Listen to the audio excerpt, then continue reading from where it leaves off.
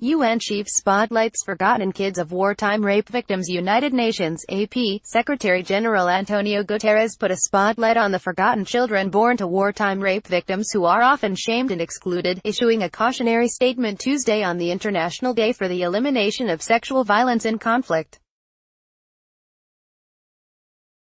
In a message marking the annual commemoration, the UN chief said these children often struggle with issues of identity and belonging for decades after the guns have fallen silent. They may be left in a legal limbo, or at risk of becoming stateless. Guterres said. They are vulnerable to recruitment, trafficking and exploitation, with broad implications for peace and security, as well as human rights. Pramila Patten, the UN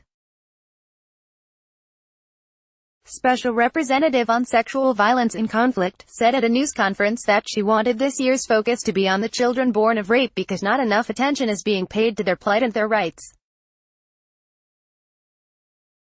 Recounting a trip to Maiduguri in northeastern Nigeria, where the Islamic extremist group Boko Haram has been active, Patten told of meeting 200 girls who had been raped, talking with them in a room that held 162 babies.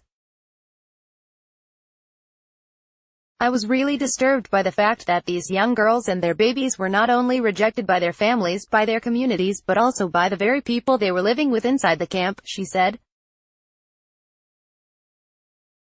Patten said that, during a visit to Sarajevo in Bosnia-Herzegovina last year, she met Ellen Mujic, who was born to a rape victim in 1993 during the Bosnian War, and was very impressed by his resilience, by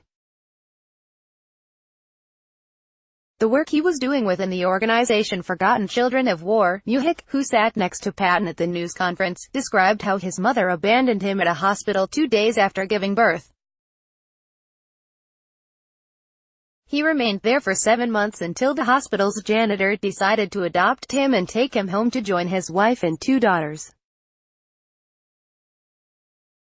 The family who took me and treated me as their own, he said. Never felt being adopted. But Mujic said when he was 8 years old a neighborhood boy called him a really bad name, and told him his mother and father weren't his real parents and he was the result of a rape during the war.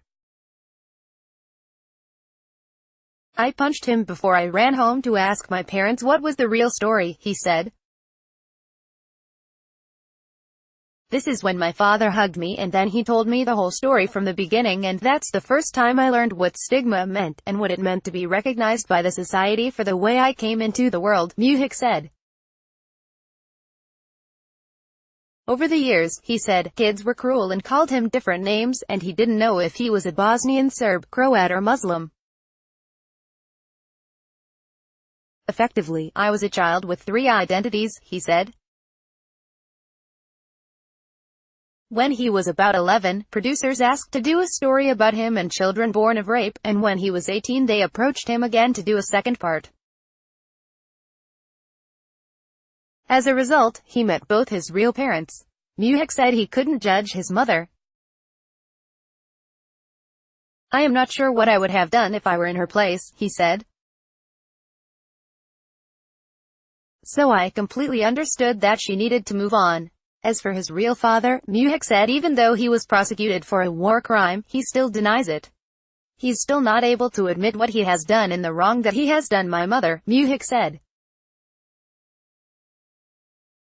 Mujic now works as a medical assistant in the hospital where he was born. He met his wife, who is also a medical assistant, at the hospital, and they have a 2-year-old son, Brian. For Mujic, his adopted family is what matters most. I am so grateful to my parents who have given me everything, he said. I am grateful for all the love and being part of the family, and one day when they are gone there will be a huge part of me that will go forever. Copyright 2018 The Associated Press. All rights reserved. This material may not be published, broadcast, written or redistributed.